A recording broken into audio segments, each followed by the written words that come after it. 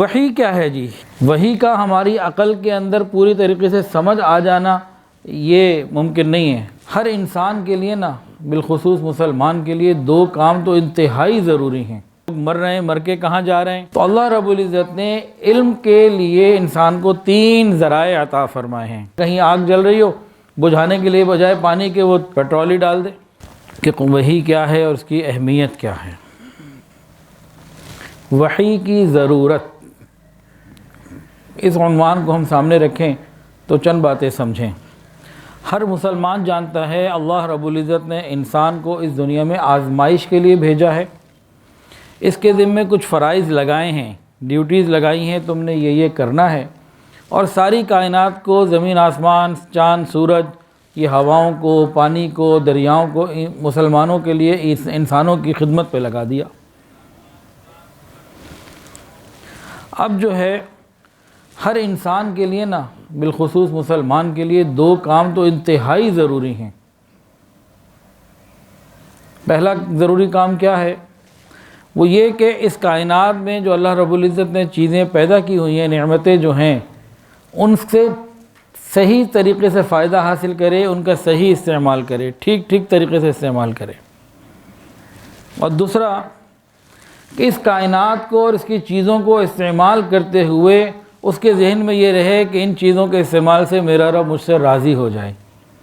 ایسے استعمال کروں کہ وہ راضی ہو جائے، ایسے استعمال نہ کروں کہ وہ ناراض ہو جائے۔ ہر شخص کی دو بنیادی ضروریات ہیں۔ نمبر 1 کہ چیزوں کا استعمال وہ صحیح طریقے سے کرے۔ نمبر 2 چیزوں کے استعمال کے طریقے میں اسے اللہ تعالیٰ کی ناراضگی اور رضا کا خیال رہے۔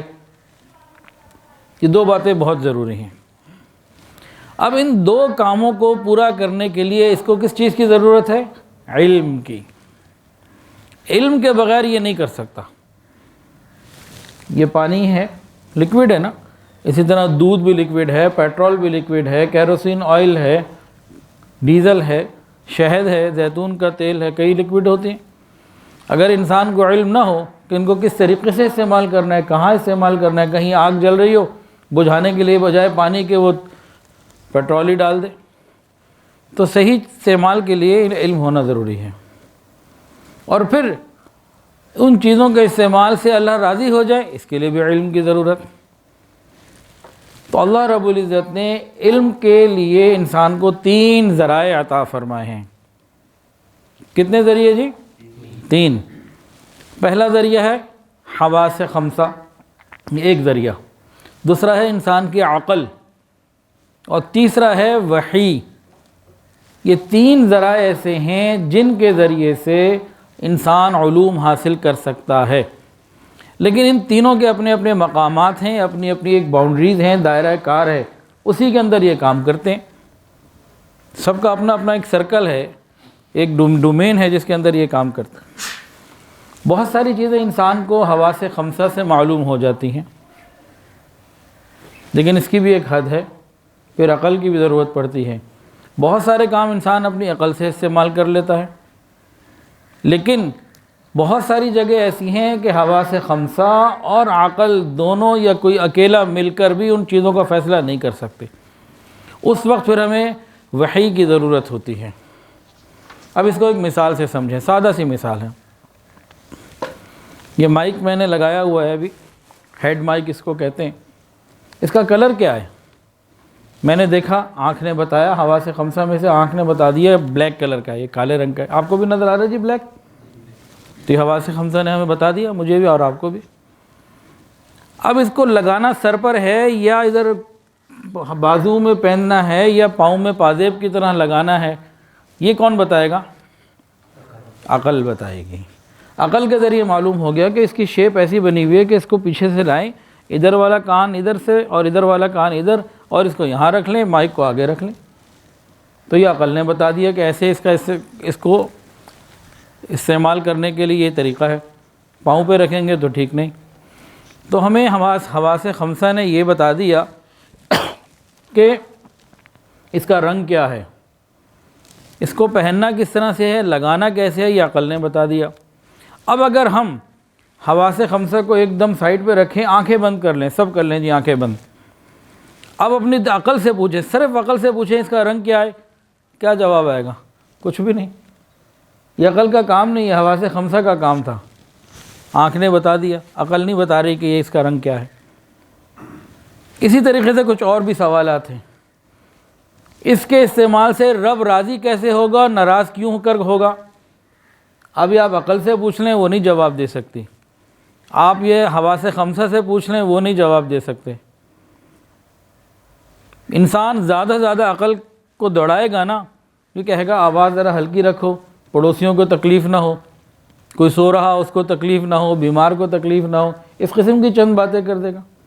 یہاں تک تو اس کی پہنچ ہے۔ بھئی سوال یہ ہے کہ اس سے رب کیسے راضی ہوگا، رب ناراض کیسے ہوگا، یہ کیسے پتہ چلے؟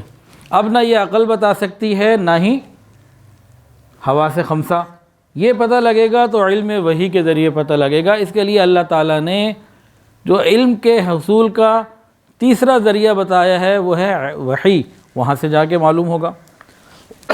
تو وہی ہمیں بتائے گی کہ اللہ کیسے راضی ہوں گے۔ مثلا اس کے ذریعے بھی اچھی بات لوگوں تک پہنچائی جائے، اللہ راضی ہو جائیں گے۔ اس کے ذریعے جو ہے نا تماشے لگائے جائیں، میوزک وغیرہ ہو تو اللہ ناراض ہو جائیں گے۔ یہ کس نے بتایا؟ عقل نے نہیں بتایا۔ تو بہت سارے سوال ہماری زندگی کے ایسے ہیں جو عقل نہیں بتا سکتی۔ اب آگے غور کیجئے، وحی کیا ہے جی؟ وحی کس طریقے، وحی کسے کہتے ہیں؟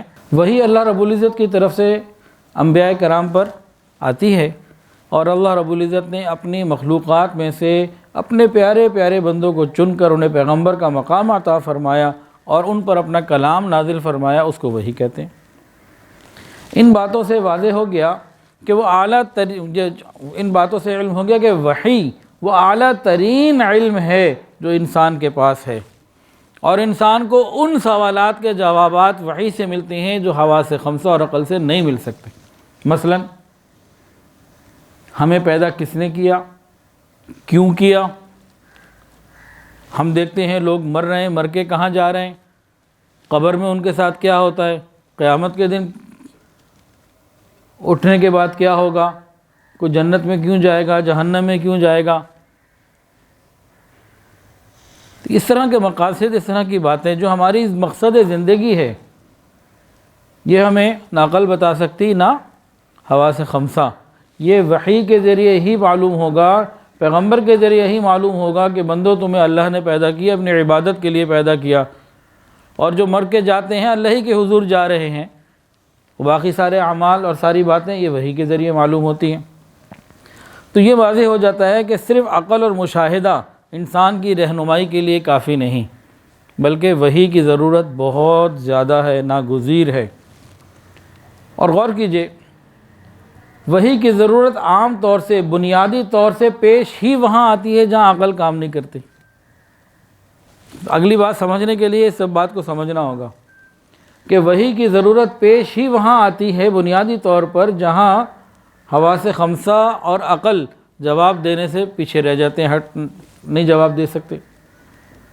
وہاں وحی ان باتوں کا، ان سوالات کا جواب دیتی ہے۔